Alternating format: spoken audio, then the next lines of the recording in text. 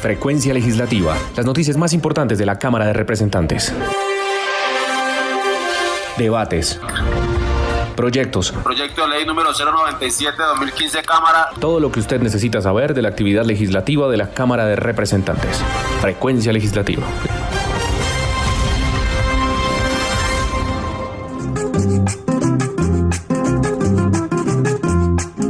No sé qué está pasando, ni lo que está sucediendo. Todo el mundo vive hablando, pero se está confundiendo. Porque hay muchos que confunden, y creerlo yo no puedo. Los sale huevos de araña, con araña me los aguardiente pa'l chofer. Y también otros confunden, y eso a mí sí que me choca. A una pelota negra con una negra en pelo. Aguardiente pa'l chofer.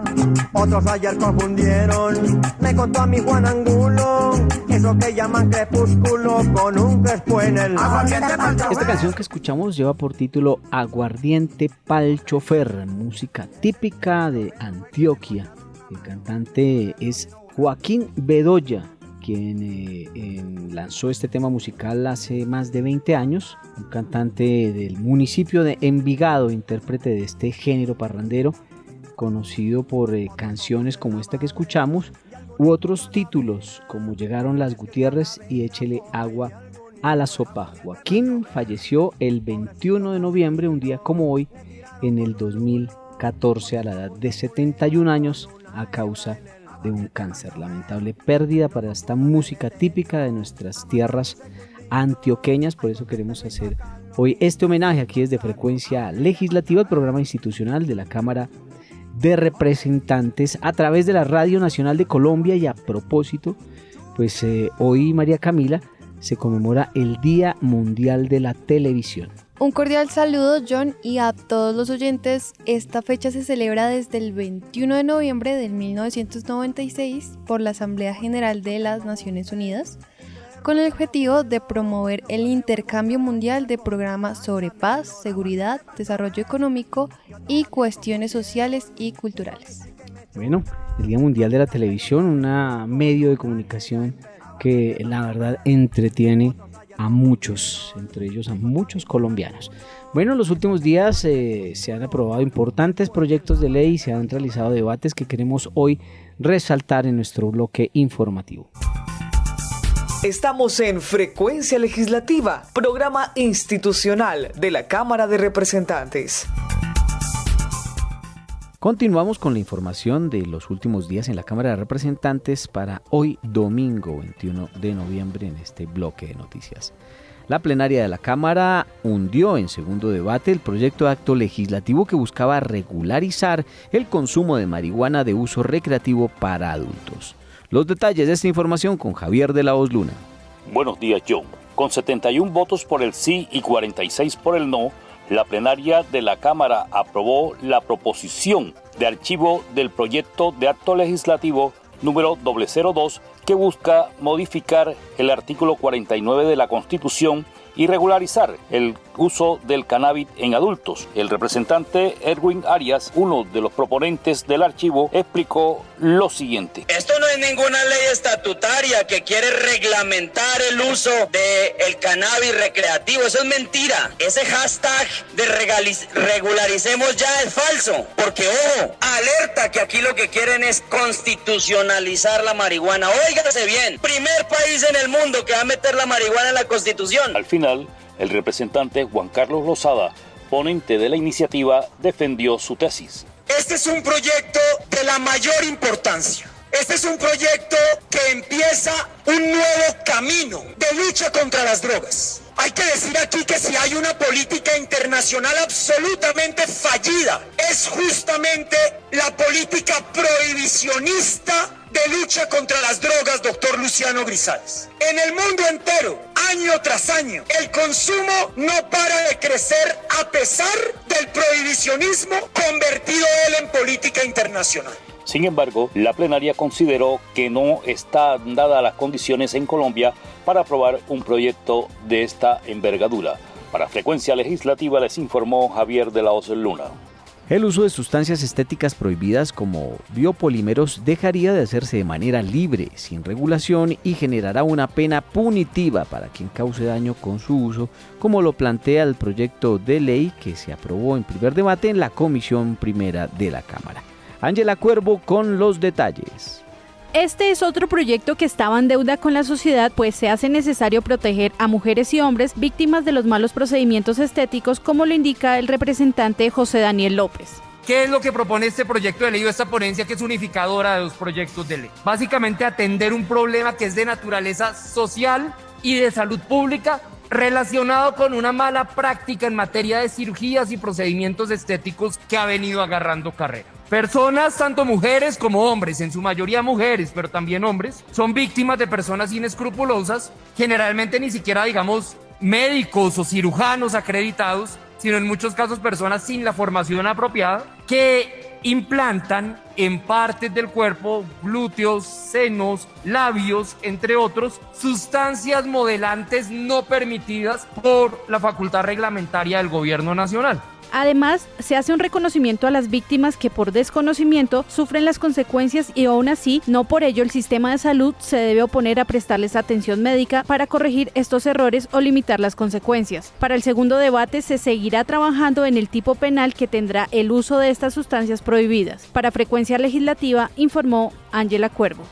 Con el objetivo de establecer la enseñanza obligatoria de la historia de Colombia como una disciplina integrada en los lineamientos curriculares de las ciencias sociales en la educación básica y media, se aprobó en la Comisión Sexta de la Cámara el primer debate de esta iniciativa.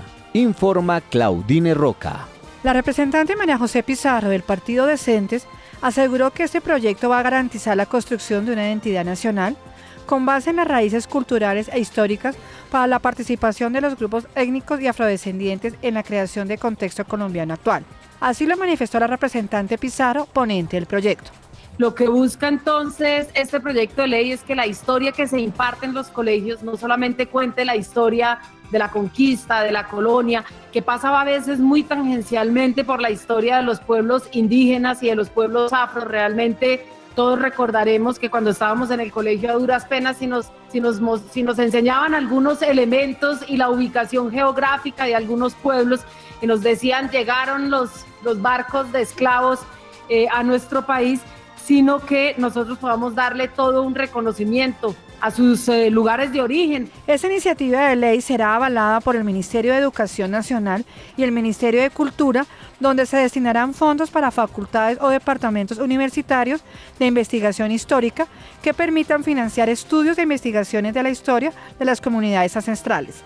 Informó para Frecuencia Legislativa Claudine Roca. Fue aprobado en primer debate en la Comisión Séptima de la Cámara de Representantes un proyecto de ley que busca dictar las normas que se rigen para el ejercicio de la profesión de desarrollo familiar en nuestro país.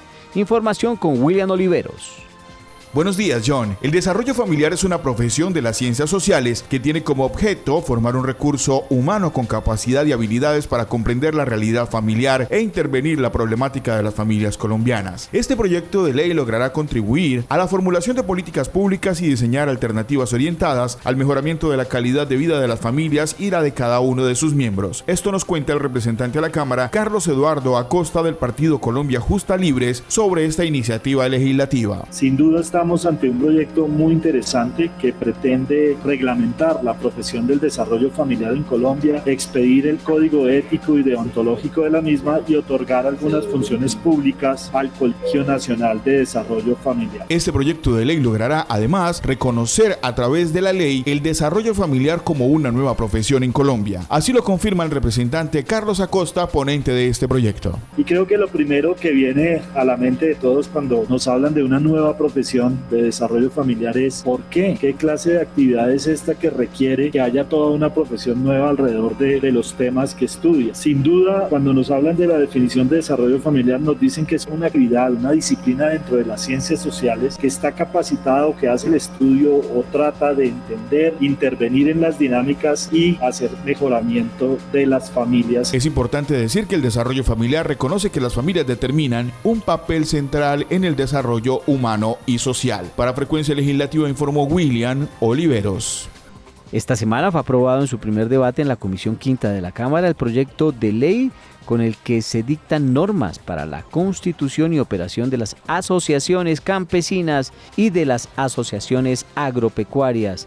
Asimismo, se facilitan sus relaciones con la administración pública. Informa Mónica Torrado. Buenos días, John. En esta iniciativa se establece el marco jurídico para la constitución de las asociaciones campesinas y agropecuarias, así como de brindar seguridad jurídica a los campesinos y de facilitar sus relaciones con la administración pública.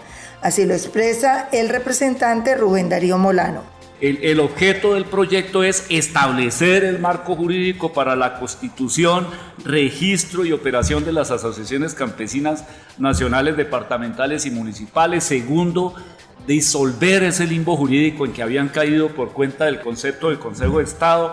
Tercero, facilitar las relaciones del campesinado con la administración pública. Y cuarto, generar espacios de participación para la planeación, implementación y seguimiento de las políticas, planes y programas públicos relacionados con el sector campesino. El representante Molano habla del gran impacto que tiene este proyecto de ley. Va a beneficiar a 20.000 asociaciones campesinas y agropecuarias. Es muy importante también que sepan que esto tiene el visto bueno de la Asociación Nacional de Usuarios Campesinos, a 10.000 asociaciones potenciales no constituidas por la incertidumbre legal. Esto significa 3.781.000 unidades productivas vinculadas al proceso, 3.092.000 trabajadores que están dedicados a esa actividad. Este proyecto de ley tiene el respaldo de las asociaciones campesinas y gremiales del país. Para Frecuencia Legislativa informó Mónica Torrado. En la Comisión Legal para la Equidad de la Mujer se llevó a cabo un control político que busca capacitar a los equipos de prensa para fortalecer las herramientas periodísticas con enfoque de género y visibilizar en igualdad a las mujeres que aspiran a cargos de elección popular. Detalles de la información con Carol Rodríguez. Así es, John, se realizó capacitación para los equipos de prensa de Cámara y Senado para brindar una mejor cobertura para el marco de las próximas elecciones 2022, señaló Yesmi Lisset Barraza del Partido Liberal. Con una cobertura que realmente tenga enfoque de género, que es lo que buscamos, que realmente puedan visibilizar de una manera adecuada las campañas de todas esas mujeres que quieren participar en política en nuestro país. Agregó Lisset Barraza que es un compromiso que tiene la Comisión Legal para la Equidad de la Mujer del Congreso de la República en el marco que se firmó con ONU de Mujeres. Claro que tenemos para que en las próximas elecciones 2022 la participación de nuestras mujeres sea mayor. Se busca que sea más del 20% de las mujeres en el Congreso, concluyó la representante Lisset Barraza. Informó para Frecuencia Legislativa Carol Rodríguez. Este fue nuestro bloque informativo con la información de la última semana en la Cámara de Representantes. Continuamos con nuestro invitado especial de hoy. Bogotá es la ciudad de todo, ciudad hermosa, mi capital. Hace frío pero se siente el calor de hogar.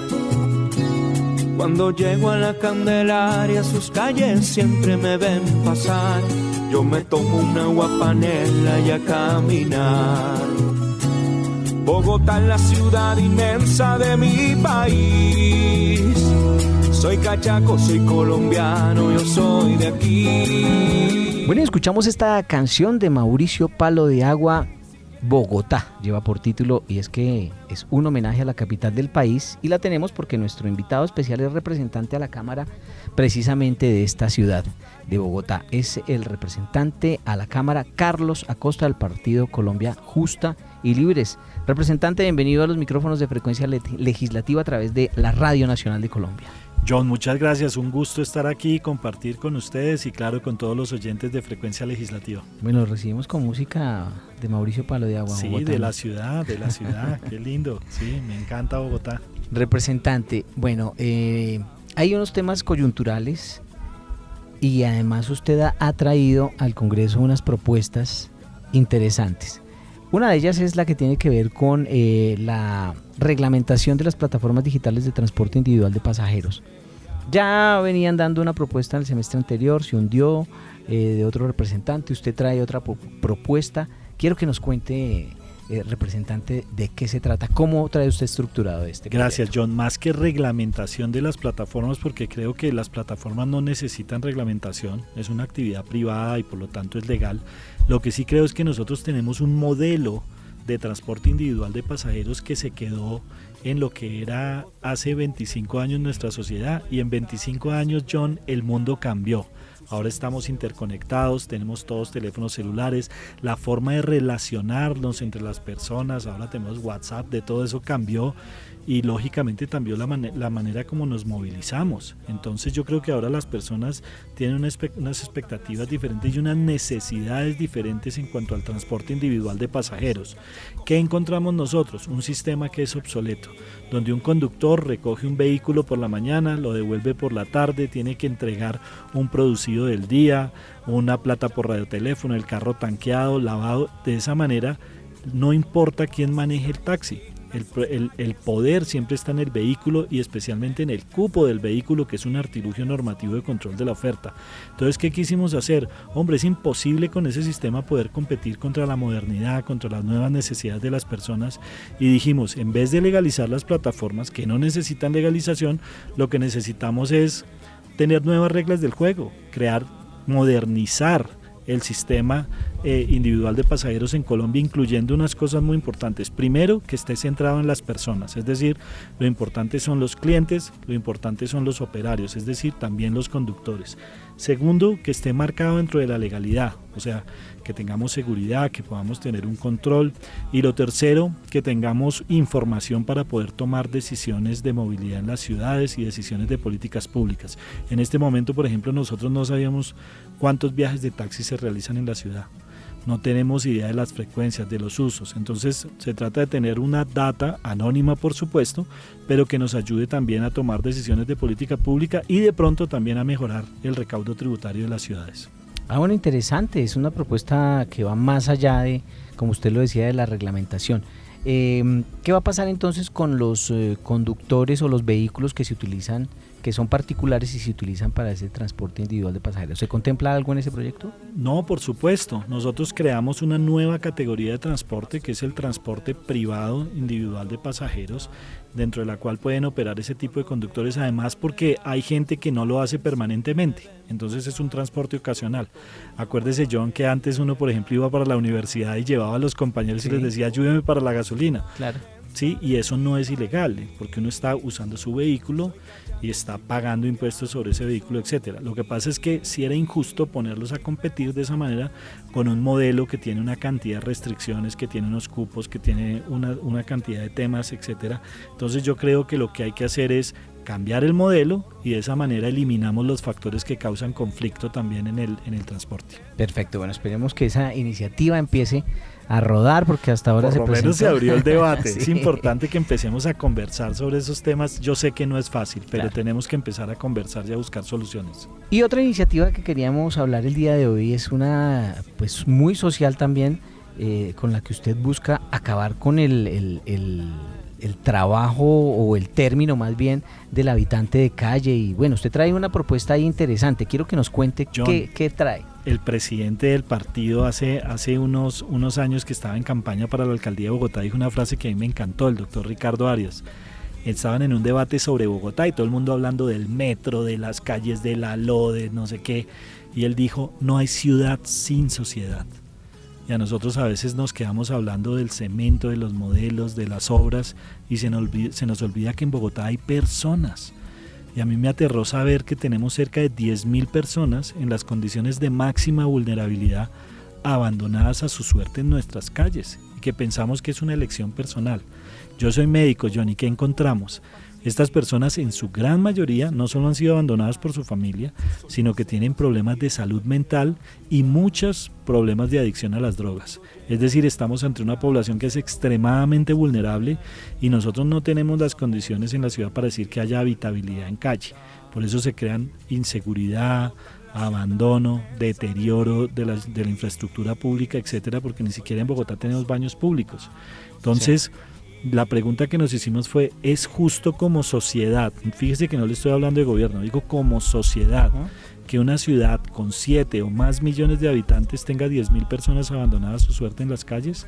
Yo sí creo que tenemos que empezar a mirar el tema con otra óptica y entender que es responsabilidad de todos cambiar las condiciones sociales en nuestra ciudad. Y por eso es el proyecto de ley. Queremos de alguna manera entender que estas son personas vulnerables y que necesitamos juntos hacer algo para que no tengamos gente durmiendo a su suerte abandonada en las calles de nuestra ciudad, con todos los problemas que significan para ellos y también para la ciudadanía. Bueno, se nos fue el tiempo volando, pero en la práctica, ¿cómo se solucionaría eso? Sí, en resumen, para que nos entiendan nuestros oyentes. Bueno, nosotros creemos que no podemos tener gente viviendo en la calle, que nosotros como sociedad, como gobierno distrital, como gobierno nacional, tenemos que tomar todas las medidas para recoger estas personas, darles unas condiciones dignas de vida, poderlos acercar a sus familias o darles una opción de vida, que no puede ser dejarlos tirados a su suerte en las calles diciendo simplemente que es una opción personal, porque son personas que no tienen la capacidad de decidir por ellos mismos, porque o tienen problemas de adicción a las drogas o tienen problemas de enfermedad mental. ¿Y se crearían como una especie de refugios o algo Claro, así? yo creo que tenemos todas las condiciones para poder resocializar a las personas. John, por ejemplo, en el caso de Bogotá, estamos gastando más de 150.000 millones al año en programas de habitante de calle. ¿No cree que no más con esos recursos podríamos hacer algo por estas personas? Muchas o sea que otras cosas. La discusión también está abierta y creo que va a ser un tema muy interesante. Bueno, se nos quedaron otros temas que los dejamos para otra ocasión. Representante, gracias por compartir con nosotros sus iniciativas, y de costumbre nos dejan escuchando algo acá de su gusto musical, así que usted díganos con qué nos despedimos. Bueno, hay una canción gospel de un amigo muy querido que se llama Luis Campos y se llama Yo te entrego mi ser, y creo que es la que podemos recomendar a todos los oyentes de Frecuencia Legislativa. Yo te entrego mi ser, te doy mi corazón, solo vivo para ti. A través de la Radio Nacional de Colombia, todos los que nos oyen, escuchen la canción acá y la pueden buscar en YouTube, así como el trabajo del representante que tenemos invitado. Gracias, representante, es el doctor Carlos Acosta, aquí en Frecuencia Legislativa, Partido Justa y Libres. Gracias. Gracias, John. Dios los bendiga a todos. Hoy te entrego lo que yo soy, a ti mis talentos, a ti mi canción. Por ti canto, por ti vivo, pues tuyo es mi corazón. Yo, mi gran deseo es adorarte, mi Señor, que mi vida, que mis actos puedan honrarte, mi Dios. Pues tú cambias mi actitud, me alumbras con tu luz. Cuando solo caminaba me enamoraste, Jesús. Mi gran amor, tú mi vida cautivaste. No tengo palabras como agradecer cuánto me amaste. Yo te entrego mi ser, te doy mi corazón, solo vivo para ti. Con la música que nos dejó nuestro invitado especial de hoy en Frecuencia Legislativa, llegamos a la parte final de nuestro programa. Antes, recordando que un día como hoy, un 21 de noviembre, pero hace 2 años, fue cuando se inició el paro nacional conocido como 21N, donde se dio inicio a las grandes protestas y marchas que se desarrollaron en varias ciudades del país y que recordamos pues lamentablemente han dejado muchas pérdidas materiales y obviamente vidas humanas. Se resalta pues la participación de los jóvenes y la expresión desde las calles. Estas jornadas fueron de pronto un poco minimizadas por la llegada del COVID. María Camila. John, estas manifestaciones fueron de los colombianos disgustados por la administración del gobierno del presidente Iván Duque, como por ejemplo los acuerdos de paz con las FARC, el homicidio a líderes sociales y diversos casos de corrupción dentro del gobierno colombiano. Y un día como hoy, de pronto ya muchos no lo recuerdan, pero fue el final de la guerra de los 1000 días de Colombia, que sucedió hace más de 120 años. Sí, esta guerra se desató por diferentes partidos políticos y dio inicio en 1899 hasta el año 1902, donde gracias al Tratado de Wisconsin dio fin a la guerra civil de los 1000 días entre conservadores y liberales. El fin de la guerra de los 1000 días. Así, con estos datos terminamos Frecuencia Legislativa. Antes, el análisis político de Jorge Hernán Peláez. ¿Qué tal, amigos, compañeros y oyentes de nuestro programa de radio? Hoy con un pequeño comentario para darle una felicitación al congresista del Partido Liberal, Rodrigo Rojas. Él fue coautor y presentó un proyecto de ley que ya fue aprobado y falta la conciliación, en donde se le restringe a los empleadores enviarle mensajes de texto, WhatsApp, comunicaciones, correos electrónicos a sus empleados fuera de las jornadas laborales. Tampoco se va a permitir que se pongan trabajos que impliquen que la gente tenga que trabajar esas horas en su casa, en donde por temas de pandemia la gente se conectó demasiado. Y creo que era muy justo y necesario que esta modalidad de comunicación entre jefes y empleados tenga una regulación mínima, porque hay gente que tiene unos horarios de trabajo que ahora son imposibles. Esas horas extras, si es que llega a haber, tendrán que ser pagadas por los empleadores. Me parece bien que la iniciativa haya pasado ya a conciliación final. La plenaria del Senado la aprobó el martes de la semana que termina y ahora los jefes tendrán que fijarse muy bien el tipo de contrato, los horarios y especialmente las horas no laborales para poder enviarle comunicaciones, WhatsApp, correos o algún tipo de mensaje a sus empleados para no incurrir en horas extras. Gracias, Jorge. Estuvimos hoy en cabina, María Camila Infante, en la parte técnica Sergio Murcia, quien les habla John Contreras y todo el equipo periodístico de Frecuencia Legislativa. Frecuencia Legislativa, programa institucional de la Cámara de Representantes.